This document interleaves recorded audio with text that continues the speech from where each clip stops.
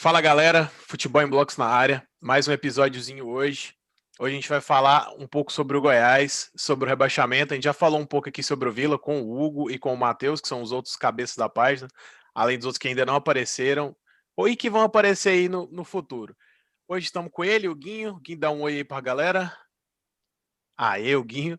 E com ele, nosso convidado hoje para falar do Goiás, para falar bem e mal do Goiás, né? Para trazer a verdade sobre a temporada 2020-2021, que se terminou agora, mas já começou a 21/22. João Paulo. Opa, salve, salve, galera. É isso. Então, João Paulo, vamos começar aqui falando um pouco sobre essa temporada ruim do Goiás, em questão de rendimento. É uma temporada que o Goiás vinha com muito dinheiro, com muito aporte financeiro. Uma temporada que tinha venda de Michael, tinha venda de Léo Senna e tinha feito um superávit no caixa. Teria no papel uma das melhores temporadas no quesito financeiro da história do clube. E acabou transformando na pior temporada, agora 2021-22, com pior crise da história, como classificou o novo presidente. Então, vamos começar ali do começo da temporada. Tivemos um campeonato goiano ali que foi acabado, terminou ali no meio, né? Por causa do começo da pandemia. E fomos pro brasileiro. Teve aquele problema do jogo contra o São Paulo por causa dos casos de Covid. E acabou estreando ali contra o Atlético Paranaense. Então, eu quero começar primeiro ali sobre o retrospecto do Brasileirão, ou essa temporada, e também sobre a mudança de elenco, mudança de treinador. Então, vamos começar a respeito disso. O que você acha que foi a pior coisa do Goiás a respeito do mudança de elenco, mudança de treinador? O que aconteceu? Ah, falar da temporada passada do Goiás é complicado, porque ter que pontuar tudo que deu errado é muita coisa. Mas assim, você já começa um ano novo com o Ney Franco, que já vinha sendo questionado do ano anterior ainda. Já vinha capengando do ano anterior, já começa errado aí. As contratações do Goiás, algumas deram algum ânimozinho para os torcedores, do Vitor Andrade ali, alguma coisa do Edilson, depois já no final.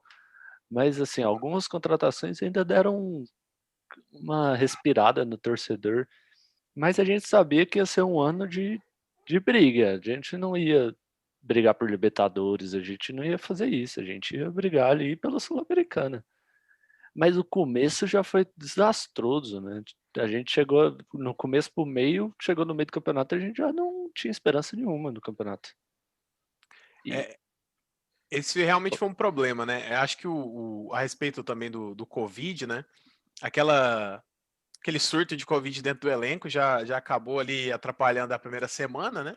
Que seria um jogo contra um São Paulo, na época, questionado, do Fernando Diniz, em que muitos diziam que se ele perdesse para o Goiás na estreia do Brasileirão, ele cairia naquele jogo contra o Goiás na Serrinha.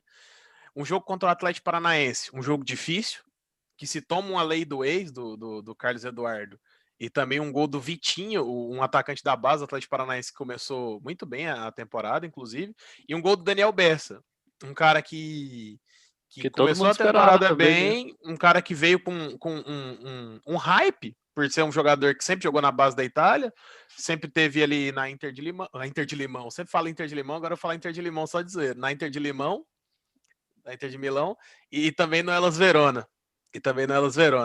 E ele vem com um hype grande, ele estreia com um gol contra a Napolina. Ele estreia com um gol contra a Napolina, driblando o goleiro, um baila gol, inclusive.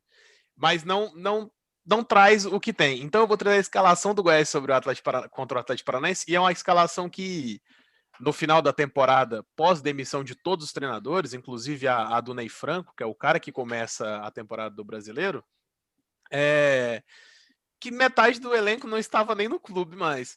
A escalação do Goiás contra o Atlético Paranaense foi Marcelo Rangel no gol, Iago Rocha, Fábio Santos, Rafael Vaz e Heron. Heron de lateral esquerdo, improvisado, é um cara que sobrou. O Rafael Vaz sai no meio da temporada, Fábio Santos foi titular até o final.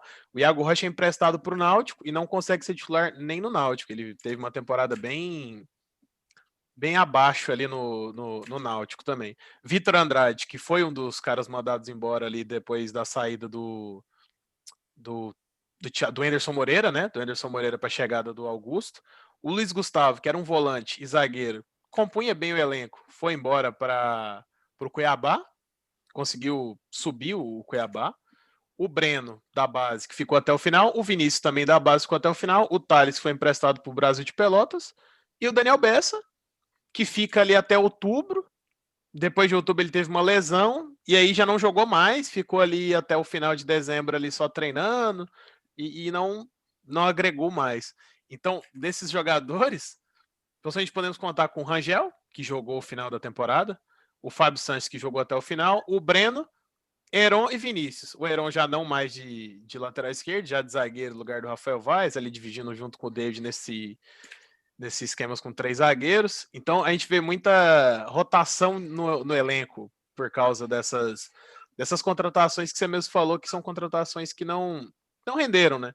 O Vaz deve ter contratado ali por volta de 15 a 20 jogadores para o elenco. E são contratações que não renderam. E mandou embora 13. E manda todo mundo embora. Então vamos falar um pouco a respeito dos treinadores. O que você acha dessa sequência?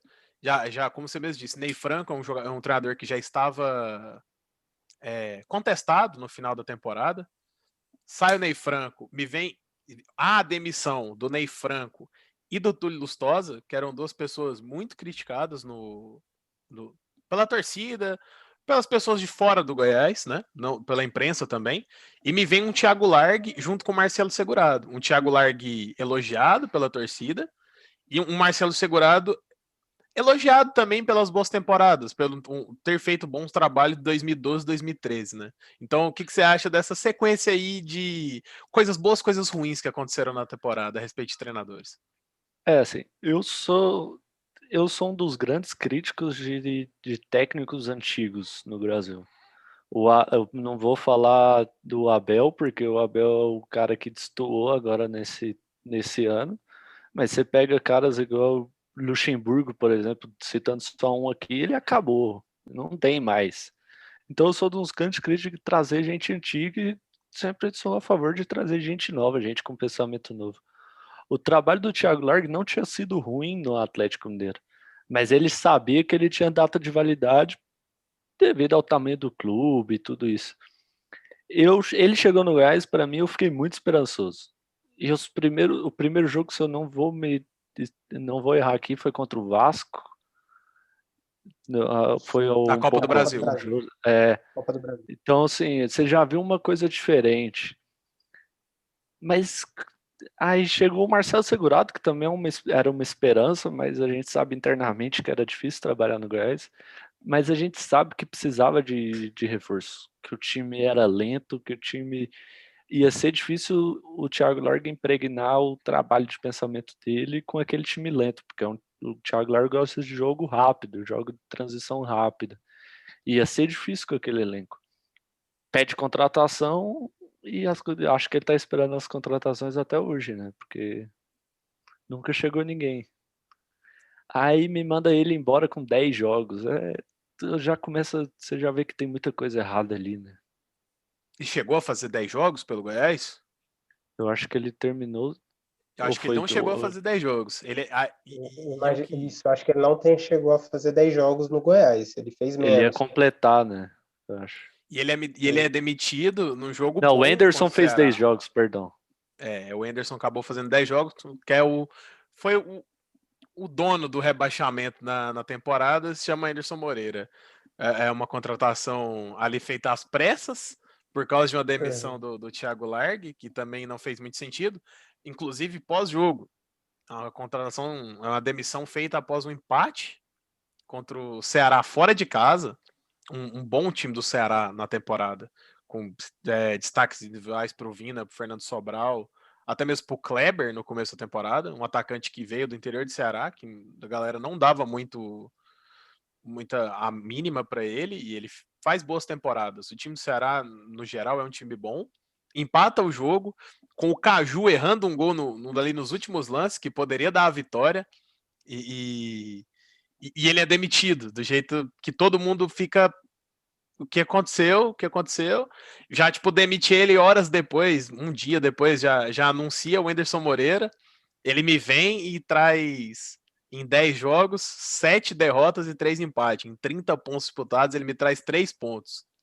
Então, Não, e detalhe, o Thiago Largue foi demitido por menos, né? O Thiago Largue foi demitido por menos que isso aí.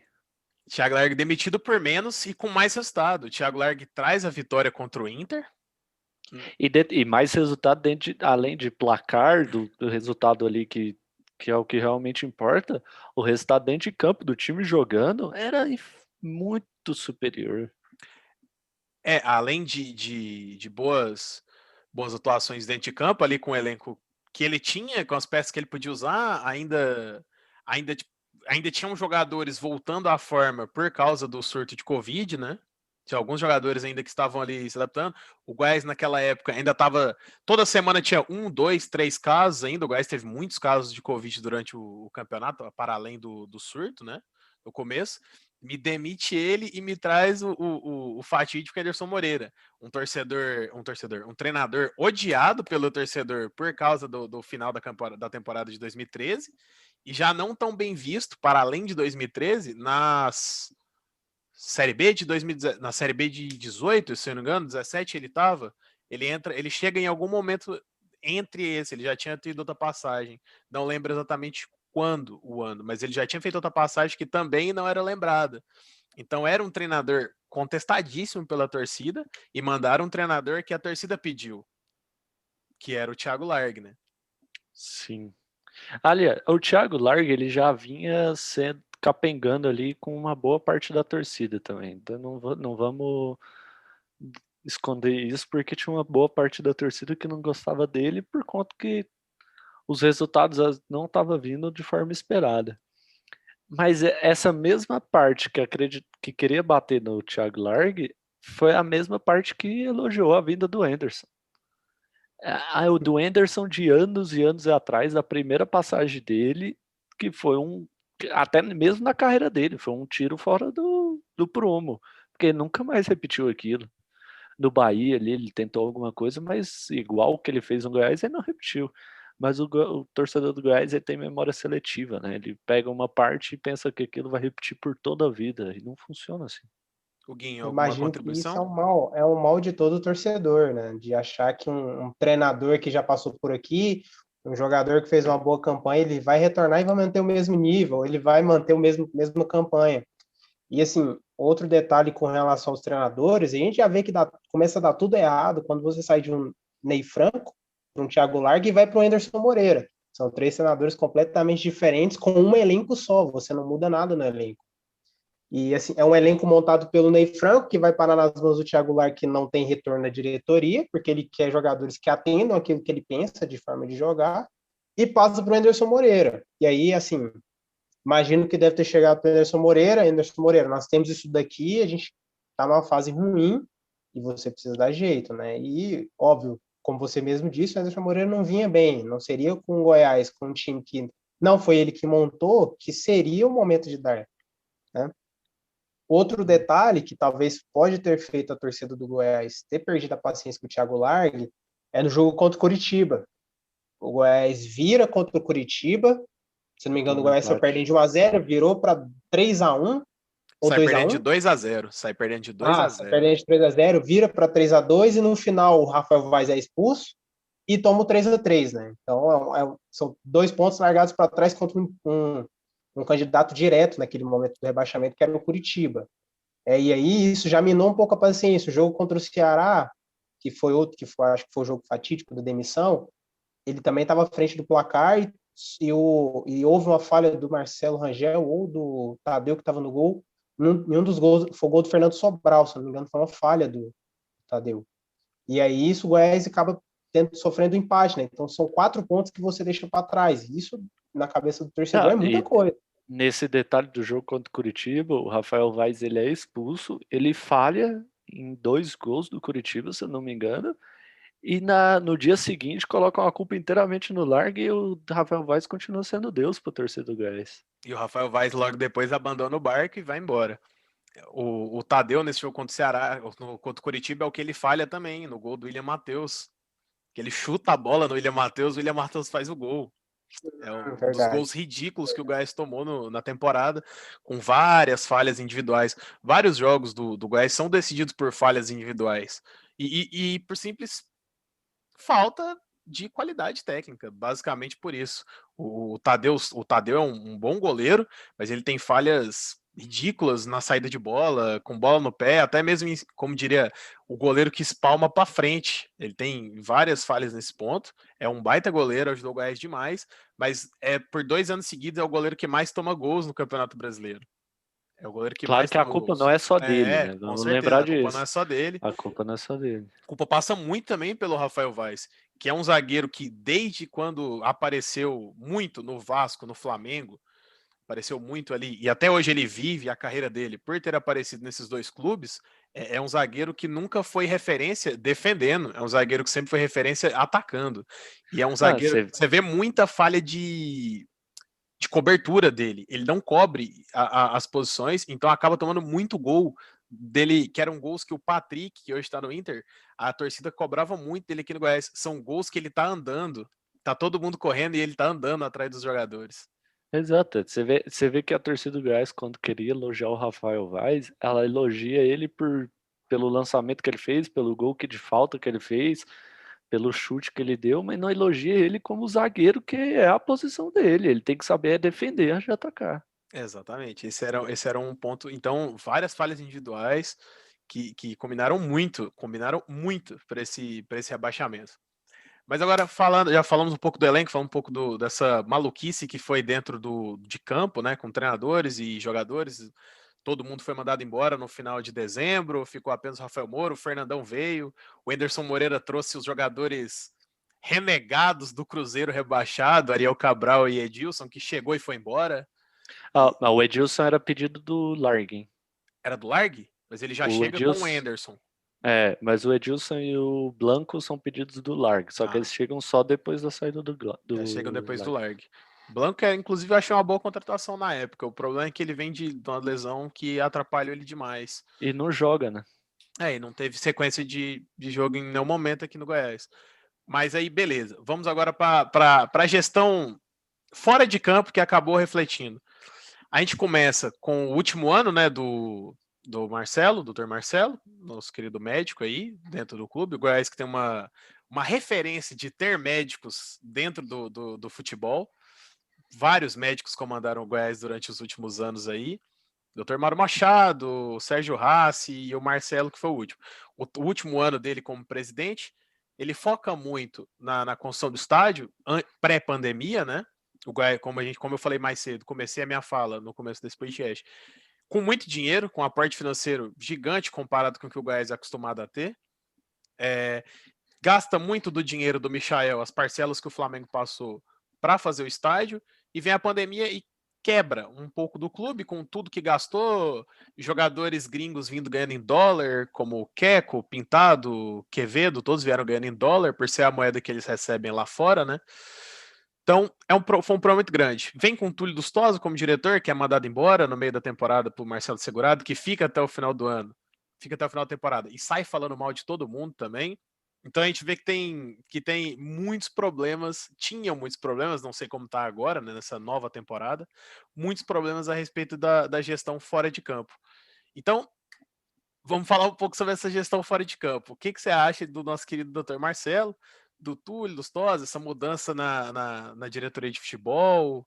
Aí aquele Arley volta, Arley não volta como diretor, a torcida ama e odeia o Arley como jogador e como diretor. Falar da diretoria é complicado porque é igual falar do ano passado do Goiás, tudo passa pela mão deles. Não adianta, a assinatura vem de cima, não vem de jogador.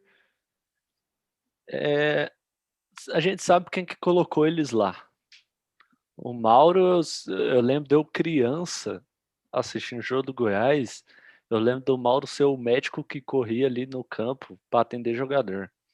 Ou seja, o Mauro tá no mínimo 30 anos no Goiás. No mínimo. Se eu tenho 28, ele tá no mínimo há 30 anos no Goiás. O Marcelo deve estar por aí também. Ou seja, não foram eles que pediram a bênção para se tornarem presidentes. Eles receberam a bênção daquele que todo mundo conhece. Mas eles provaram que são médicos. Eles não entendem nada de futebol. Eles provaram que a profissão deles, eles têm que continuar lá na clínica deles, continuar operando e tudo, porque essa é a profissão deles. Eles não entendem nada de futebol. O Marcelo cansou de dar entrevista no final do ano falando que ele não entendia de futebol, que ele não entendia de contratação. Isso é um absurdo para um presidente de um clube. A demissão do Túlio já era esperada de tanta cagada que ele veio fazendo atrás da outra. Já era esperada. E todo mundo já esperava que o Arley a qualquer momento ia assumir alguma coisa também. Porque ele estava num cargo de ser o braço direito do Marcelo. Isso não existe. Que cargo que é esse? Cargo de ser braço direito do presidente? E depois de 2 vezes destruindo elencos, o Arley volta ainda para comandar o futebol do Goiás. O segurado ainda estava ali tentando alguma coisa. A gente crê que o segurado que fazia ali as intervenções e tudo. Mas na hora que a vaca já foi pro brejo, como se fala aqui, né? Não tem o que salvar. Não tem o que salvar. E o Marcelo saiu dando tiro para tudo que é lado para ver se tirava dele da reta. E no tiro tudo que é lado, a gente acabou descobrindo coisas que estão aí no Goiás hoje, para ser bem da verdade. Vem muito a gestão atual do Paulo Rogério. Fala muito mal da gestão passada, com metade da gestão sendo a dele também.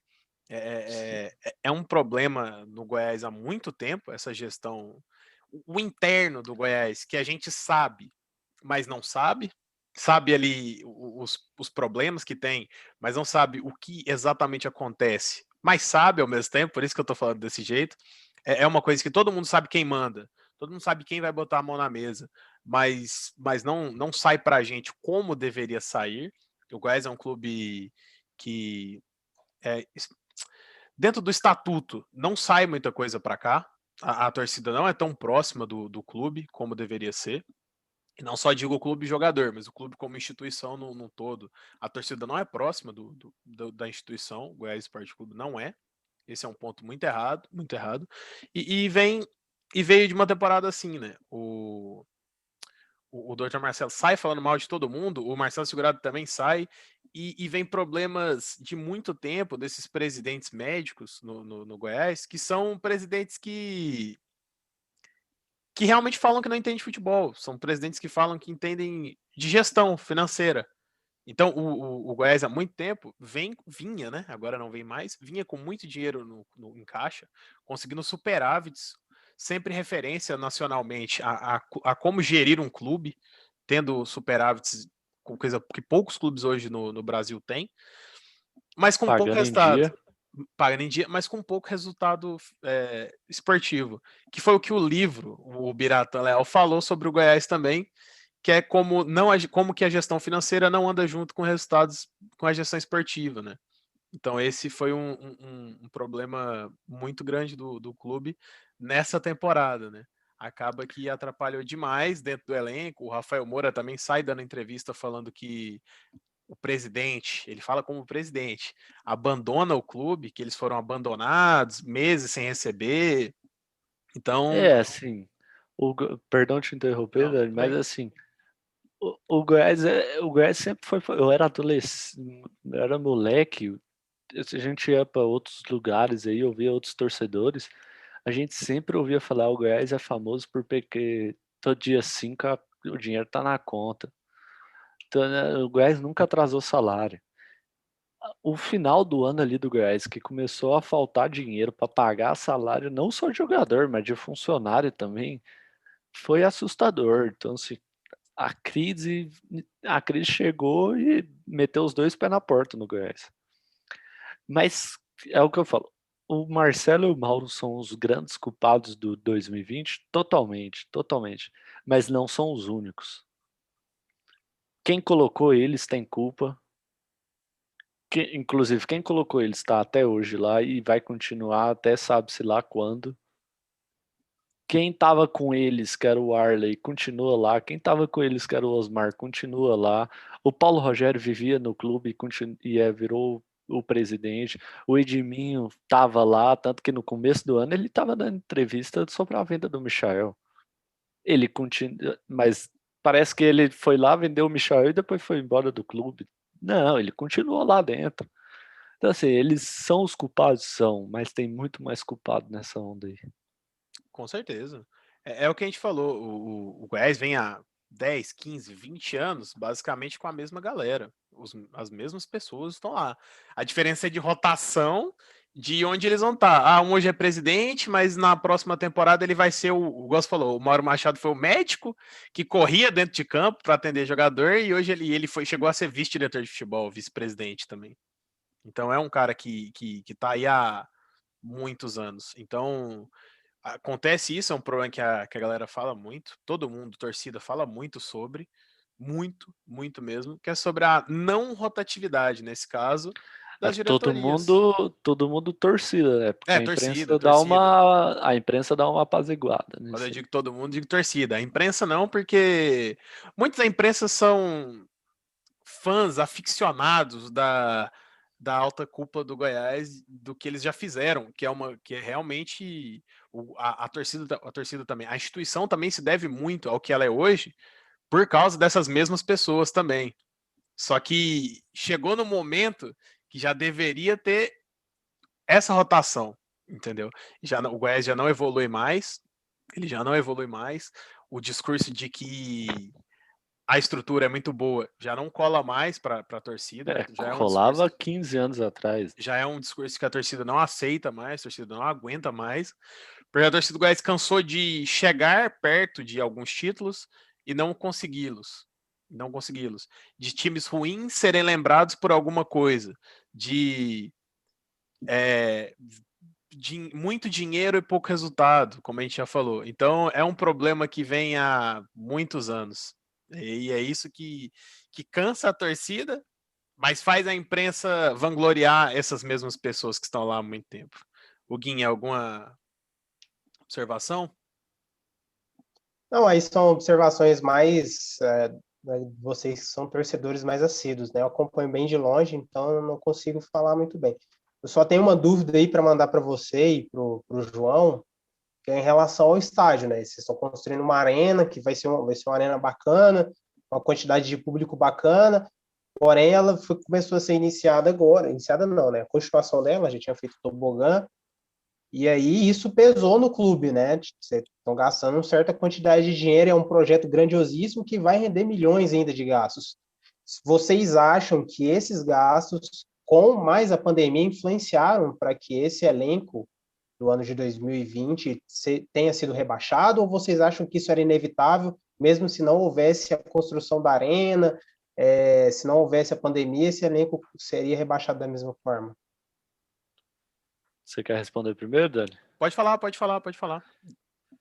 Eu acho assim, num clube sério, você faz um levantamento de construção de uma arena, por exemplo, você não pode pegar o dinheiro do futebol e colocar na arena, num clube sério. Num clube sério, você faz levantamento de preços e levanta dinheiro para duas situações diferentes. Agora, no Goiás, como que é tudo tão escuro no Goiás que a gente não tem como saber se o dinheiro do futebol, eles tiraram dinheiro do futebol e colocaram na arena. Se fizeram isso é gravíssimo, porque isso vai gerar perdas, não para esse último ano, mas para os próximos anos. Agora, se foi isso que fez mesmo, de pegar dinheiro do futebol e colocar na arena, isso é gravíssimo. Tem que mandar prender quem tá lá. Eu acho, eu posso dizer que eu quase tenho certeza que sim, o dinheiro do Michael e do Léo Senna foi ali uma parte, foi investido na fase 2, como eles falaram do estádio, né? A fase 1 era o tobogã, a fase 2 a construção da arquibancada lateral, e a fase 3 é um pedaço, e tem a fase 4 que é o término do estádio, que a fase 3 é a outra lateral. E a fase 4 que é o término. Sei lá quem de nós verá isso acontecer, essa fase 4 aí. Mas creio que sim, que isso influenciou demais, porque se esse dinheiro do Michael e do Léo Senna, por exemplo, fosse um dinheiro que tivesse sobrando, esse dinheiro pagaria o atraso de salários da maioria da galera que ficou devendo, que ficou faltando. Seja funcionário, como teve vários funcionários que foram demitidos porque o Goiás não tinha dinheiro para pagar eles, e seja jogador. E todo mundo aqui sabe que no futebol brasileiro faltou dinheiro, o jogador não vai jogar. É um negócio que jogador brasileiro gosta muito, que é dinheiro. Eles gostam mais de dinheiro do que de jogar bola. Pode ter certeza disso. É uma crítica que todo mundo aqui que sabe disso, e é um problema muito forte dentro do futebol brasileiro. O elenco também, eu não acho que o elenco seja de todo ruim no papel. Em campo, não teve resultado, não teve nada. Mas no papel eram jogadores que traziam um pouco de esperança. Eram jogadores que no papel traziam um pouco. Não vou aqui elogiar, mas, por exemplo, o Quevedo, que é um jogador que teve, sei lá, 5, 6 partidas durante toda a temporada, é um jogador de seleção peruana, um jogador que não dá para também falar que a seleção peruana é de toda horrível. Nossa, não é um jogador que também não agregaria. Aqui no Brasil já tínhamos jogadores de seleção peruana, inclusive, que renderam em outros clubes. Temos jogadores peruanos como, sei lá, o Advíncula, por exemplo, que é um jogador que tem mercado na Europa. Temos jogadores que rodaram aqui, o Yotun, que jogou no Vasco, é um jogador que trouxe resultados ok, e o Quevedo, ele vem com status de jogador com potencial e que não teve nem oportunidade. Ninguém sabe se ele era ruim nos treinamentos, se realmente era um jogador contratado por DVD, que é o famoso jogador que manda o DVD e a galera acha que é bom e ele não rende. Temos um Rara, que é um jogador de seleção chilena olímpica também, que é uma seleção inclusive melhor que a do Peru, e que dividia a posição junto com o Gustavo Arauz, o meia do Corinthians. O meia do E Corinthians. que quando entrou no Goiás, ele não foi de total ruim, não. Não foi de total ruim também, mas não teve muitas oportunidades. Ele faz um gol, inclusive o gol da virada contra o Curitiba, o jogo que a gente citou mais cedo, o gol é dele. E logo depois ele some de novo e não é utilizado mais e vai embora. E agora salva o Colo-Colo do rebaixamento, do primeiro rebaixamento da história do Colo-Colo. Ele é um cara que faz um gol num jogo importante antes do jogo do playoff lá de rebaixamento. Aí temos jogadores que a gente não conhecia. O Pintado era um jogador que a galera não conhecia, é um jogador que principalmente veio por DVD também, ninguém conhecia ele. Não é um jogador de seleção, não é um jogador de nada. Temos jogadores totalmente no hype, que é como a gente falou, o Daniel Bessa, o Vitor Andrade, que são jogadores que já. O Daniel Bessa nem tanto, porque é um jogador que construiu a carreira O Sandro. fora. O Sandro, que é um jogador que vinha ali para tentar reconstruir a carreira. Não acho que também foi mal no Goiás, o Sandro em si.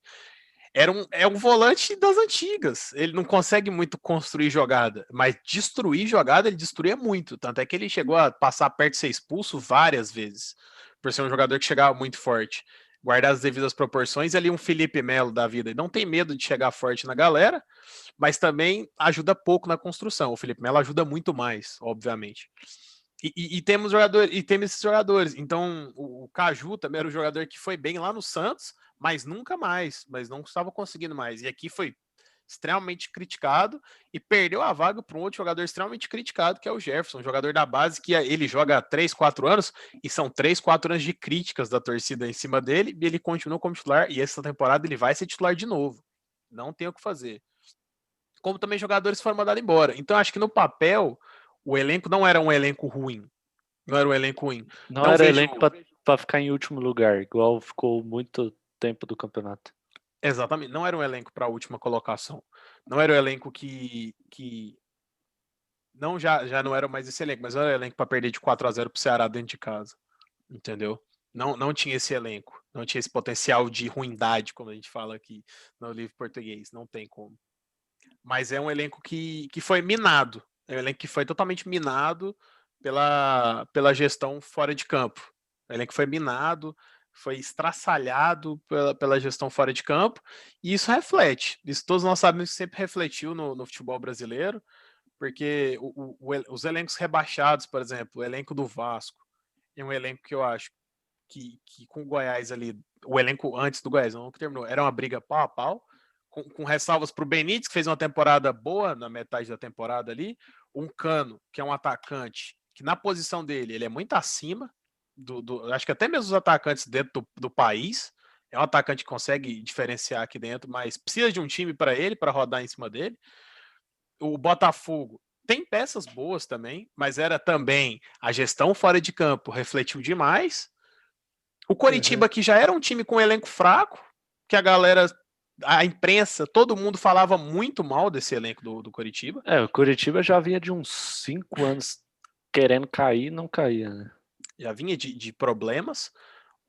Para mim, na minha opinião, o Sport era um dos piores elencos também do brasileiro, mas vem com o Jair Ventura, que fez um trabalho bom, me trouxe um Thiago Neves, uma contrataçãozinha ali que deu uma ajudada, com algumas atuações individuais do Iago Maidana, do Luan Poli, que é um bom goleiro. Então eu acho que o elenco do Goiás não era um elenco para cair do jeito que caiu.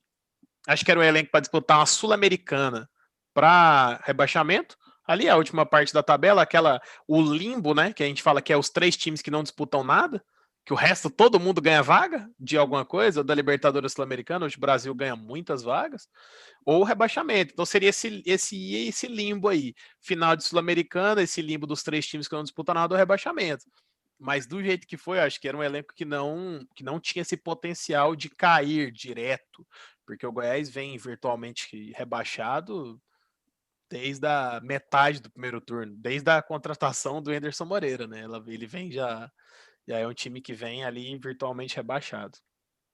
Então, ô João Paulo, agora vamos falar agora sobre a nova temporada, né? Essa temporada aí que começou agora, o Goiás já não teve um jogo contra o Iporá, um jogo no Goianão, no Ruralzão, como a gente chama por aqui, contra o Iporá por motivos de chuva lá, né? Cancelaram o jogo.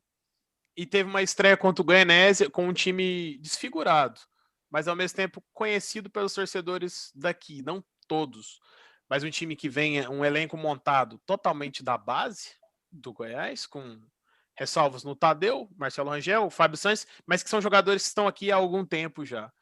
Então, o que esperar do Goiás para essa temporada 21-22 ou 21-21? Acho que essa temporada vai acabar, eles vão forçar para terminar ali em dezembro.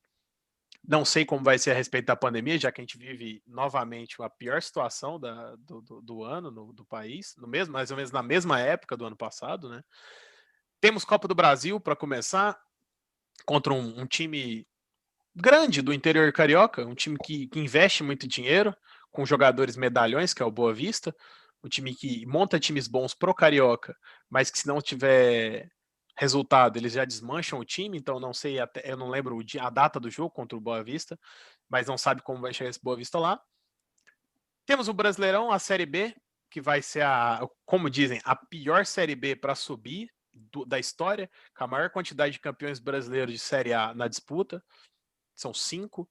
Então, o que esperar de um time com déficit de 30 milhões de reais, como o novo presidente disse, com renda da Globo igual a dos outros clubes da B. Igual a do Vila, né? Igual a do Vila. Tá aí, vai ser igual a do Vila. Igual a do Vila, maior rival do Goiás. E também, porque lembrando aqui que antigamente, quando os times da Série A caíam, no primeiro ano eles tinham uma renda melhor para tentar bater e voltar, e o Goiás era um clube beneficiado por isso, porque o Goiás também é um dos times na época do Clube dos 13, então o Goiás era um time que tinha uma receita maior do que os outros times menores que não faziam parte desse Clube dos 13.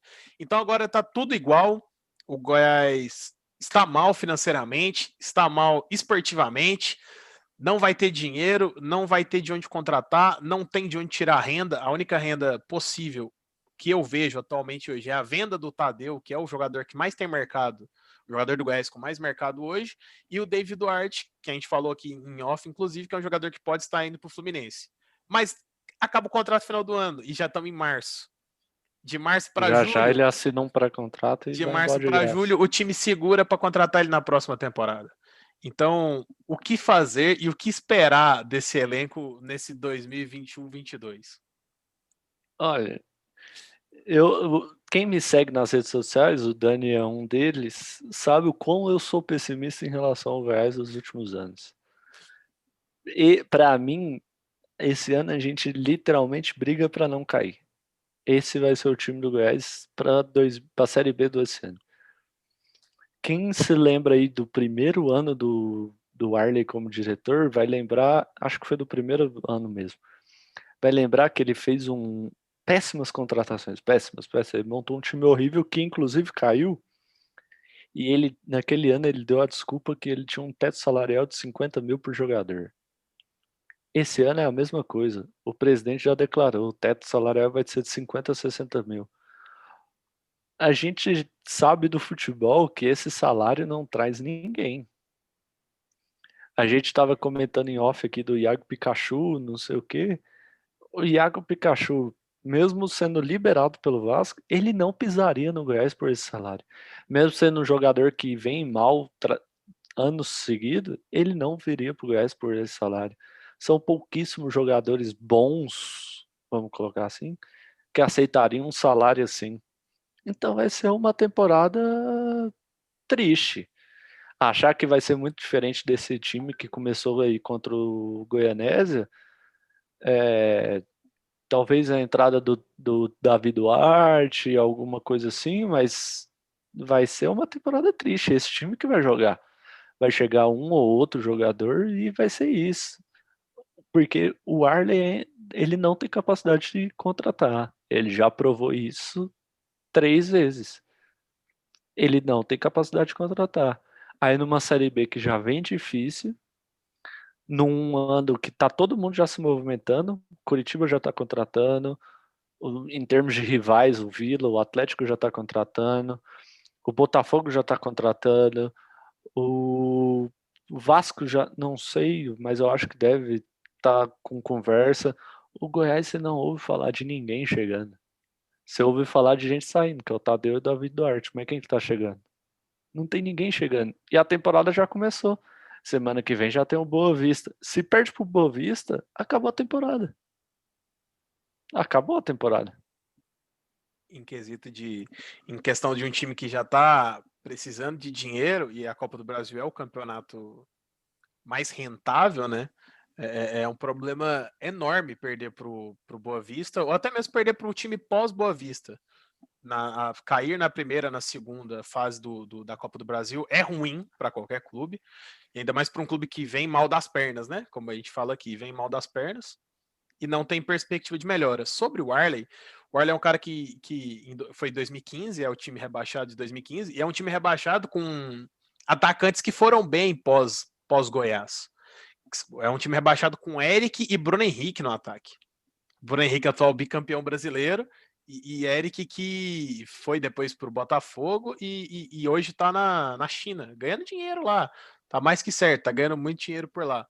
Então é um time rebaixado assim, e depois de 2017, quando é o Arley também, né? É um time que passa mal das pernas na Série E, B, na não é, Série e B. por pouco não é rebaixado para a Série C. É um time que passa muito mal na Série B de 17. Traz o Hélio dos Anjos, que é o treinador que o Goiás sempre contrata para salvar elencos. Precisa salvar alguém. Hélio dos Anjos, sempre vem ele para salvar o Goiás de algum problema. É o Lisca doido do Goiás, que só traz ele para salvar, para apagar fogo. Então, são contratações que no Goiás sempre tem a carta marcada. Então, é uma coisa que a gente pode esperar. Tem clássico domingo. Já temos um Goiás e Vila domingo. Um Vila agora com o treinador demitido, mas com um time no papel mais encorpado, porque tem menos jogadores da base, óbvio, um elenco mais experiente. E um jogo E sem que tem torcida. jogado junto há mais tempo. Né? Tem jogado junto há mais tempo. Tem jogadores no papel melhores atualmente, até porque a gente, torcedor, como a gente disse mais cedo, não tem essa aproximação do clube, não tem divulgação de jogo do Sub-20, não tem divulgação de jogos aspirantes. A gente não conhece metade do elenco que hoje está no Goiás, por ser jogador da base, que a gente não tem aproximação, e já temos um ano de pandemia, temos um ano de jogadores sem torcida. Então a gente não tem essa proximidade mais. Já é pouca, agora a gente tem 0. Então a gente não sabe muito bem o que esperar desse jogo agora, o próximo jogo importante. Todo jogo é importante, mas sempre o Goiás Vila é sempre um jogo que traz um a mais. Determina, né? Muita coisa. Determina muito o termômetro do time. É um pré-jogo Copa do Brasil, que é um jogo que para esse ano ainda vale muito mais, vale mais ainda um jogo contra o Boa Vista, considerando que vamos jogar com jogadores inexperientes, com jogadores que possivelmente nunca jogaram uma Copa do Brasil. Porque ano passado, quando a gente é eliminado pro Vasco, o elenco que joga e que estava sendo relacionado é o elenco dos jogadores mandados embora no final do ano. Então são jogadores que não jogaram Copa do Brasil nenhuma vez na vida. Só uma Copa do Brasil sub-20, óbvio, mas é um peso totalmente diferente contra um Boa Vista que possivelmente vocês vão ver cartas carimbadas lá, jogadores com aliento 35 e 40 anos, que é o jogador no limbo do termino a minha carreira ou ganho mais dinheiro, né? Então são jogadores que vão ali em busca de mais dinheiro em clubes menores. Então é um perfil que o Boa Vista geralmente traz também, que são jogadores mais velhos, mais experientes, mas que também agregam para as competições que eles disputam, para o que eles têm de vontade de ganhar, de rentável mesmo. Como um Carlos Alberto jogou lá há 2, 3 anos atrás, não mais muito do que isso também. Então, não dá para saber muito, é uma incógnita, mas acho que se fosse para apostar em alguma coisa, acho que vai ser um ano que o Goiás vai ser meio de tabela na Série B, no máximo, meio de tabela, porque não vai ter dinheiro e não vai ter de onde trazer, não vai ter de onde tirar dinheiro, só se, sei lá, o Qatar comprar o Tadeu por 100 milhões de euros, talvez aí aconteça alguma coisa de dinheiro no Goiás. O maior goleiro mais caro da história do planeta, aí talvez aconteça. O Guinha, alguma consideração? Bom, a consideração é só em relação à Copa do Brasil, né? Não sei se vocês viram, mas a CBF alterou a premiação e agora ele é dividido por categorias, né? São 3 categorias. E aí os clubes da Série A, são 3 categorias. Os clubes da Libertadores, o primeiro escalão, os primeiros 15 do ranking, eles recebem uma cota maior, eles recebem 1,1 milhão na primeira fase. A segunda cota lá, que são os demais clubes da Série A, recebem cerca de 960 mil, quase 1 milhão. E os clubes da terceira fase, que são da Série B abaixo, recebem apenas 560 mil na primeira fase, né? E aí, no caso do Goiás, do Vila Nova, que estão nesse terceiro grupo, né? O Atlético está no segundo grupo. É mais importante ainda, né? Se você perde 500 mil reais na mão, assim, no primeiro jogo, onde os 3 clubes têm a vantagem do empate, é um baque muito grande nas rendas.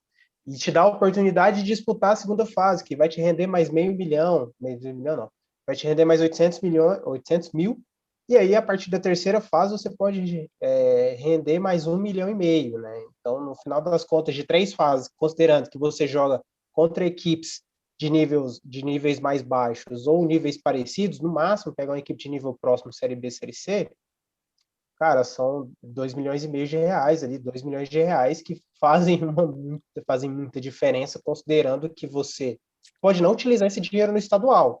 Você consegue jogar o estadual com sub-20, aspirante e jogadores que vão ficar fora do elenco. Você só precisa, mas esses 2 milhões podem ser extremamente necessários na montagem do elenco para B, né? E aí, com o Goiás montando com jogadores de teto, não só o Goiás, mas o Goiás, Vila Nova, Vila Nova que acabou de subir da B e o Goiás que está jogando, que acabou de descer e está com orçamentos reduzidos, extremamente importante. E o Goiás é pedreira. O Daniel falou do Boa Vista, que é uma equipe que utiliza os caras mais experientes, mais rodados, e o Campeonato Carioca é um polo, juntamente com o Campeonato Paulista, é um centro onde o estadual é bem visto, onde o estadual é bem jogado, elenco é forte. Pode ser um jogo bastante complicado para o Goiás, que vai jogar lá no Rio, e é preciso abrir o olho, que é um jogo complicado, e são 500 mil que vai valer muito a pena lá na frente. O caso do Goiás nessa fase é que o empate é dele, né? Então já é um ponto importante. Mas eu tava vendo aqui o elenco do Boa Vista, dando uma passada rápida, o Hugo que vai sentir saudade aqui desse elenco. Defensores, Gustavo Geladeira e Elivelton. Atacante, Michael Douglas. Mas ele aqui, ó, meio de campo dele é Fernando Bob e Jusilei. Não é um elenco de todo bobo, não. Sim, sim. Como sempre, né? O Boa Vista, que inclusive é o time lá que o presidente falava que levava na pré-temporada, levou os caras para passar a pré-temporada uma vez no Qatar, se eu não me engano, em algum polo assim de muita grana. Ele levou o elenco para passar a pré-temporada. E como eu disse, é um elenco que mescla muito, bota muito jogador experiente, que já não tem vaga em Série A, Série B, ou às vezes até tem. Esses jogadores vão disputar essa Copa do Brasil. Se perder a Copa do Brasil e for mal no Carioca, esses caras vão vão disputar a Série B em algum time grande da Série B, ou até no time médio, mas vão acabar estando por ali, né? O Fernando Bob já passou no Atlético, o Goianiense aqui no estado, foi vice-campeão de Sul-Americana com a Ponte Preta, o Jusilei, nem se fala, 1000 anos de Europa, veio para São Paulo, não fez uma boa temporada. Aí o resto é nesse limbo Série B, Série C. Gustavo Geladeira, Elivelton, Michael Douglas. O resto o Hugo sente saudades. Michael Douglas, que é mais conhecido pela sigla do nome do que pelo futebol, né? Então, mas não é um elenco realmente de todo bobo, e que o Goiás precisa tomar realmente muito cuidado. Talvez o adversário mais forte dos 3 times da Série A. O Goiás pega o Boa Vista, o Vila pega quem, Hugo? E o Atlético é quem? O Vila pega o Atlético Alagoinhas da Bahia. Com o Magno Alves, com 52 anos no ataque. E o Atlético Goianiense acho que pega o Galvez do Acre. Galvez do Acre, o melhor time do Acre no papel nos últimos anos, com melhores resultados. E os outros 2 times goianos, o Goianese eu não sei qual clube pega, eu não vi. E o Jaraguá pega o Manaus, né? Em questão de nível das equipes, acho que o Manaus e Jaraguá vai ser o jogo mais perigoso aí. O Manaus vem jogar aqui em Jaraguá e o Jaraguá tem a pedreira, né? Pro Jaraguá poderia ter sido pior, né? Eles poderiam ter pego algum time grande de Série A ou de Série B mesmo, e não deram essa entre os males o menor pro Jaraguá. Enfim, é isso, João Paulo. Valeu demais pela participação, por falar bem e falar mal do Goiás, mas por falar a verdade sobre o Goiás. Muitas coisas aqui são coisas que a torcida já sabe. O Goiás passa muito pelo óbvio, sempre. É muito pelo óbvio, sempre. Para quem não conhece, a gente tem alguma galera de fora. Quem não conhece, esse é o time do estado, esse é o Goiás, esse é o que acontece durante os últimos tempos, é o que aconteceu na temporada 2021, uma temporada totalmente atípica, no caso, para todo mundo, por causa da pandemia, uma temporada sem torcida, mas uma temporada totalmente normal para os padrões de Goiás Esporte Clube, pelo que a torcida conhece. Só foi escancarado, né? E pelo que a galera daqui do estado, não só a torcida do Goiás, a torcida do Vila, a torcida do Atlético, todo mundo aqui que acompanha um pouco de futebol sabe muito bem o que se passa dentro do Goiás. Então isso não é uma surpresa para a galera daqui, para a torcida daqui, mas são coisas que acontecem sempre, e então é uma temporada bem óbvia, com um final que já era esperado pela torcida do Goiás. Pela torcida do Goiás era esperado essa corrida ali para rebaixar, trancos e barrancos, essa vontade de rebaixar. Então é isso, mais um episódio de Futebol em Blocos acabando aqui. Valeu, João Paulo, valeu, Guinho. Opa, valeu pelo convite. João Paulo talvez apareça logo menos em qualquer outro podcast. Eu e o Hugo somos cartas carimbadas aqui. É isso, valeu!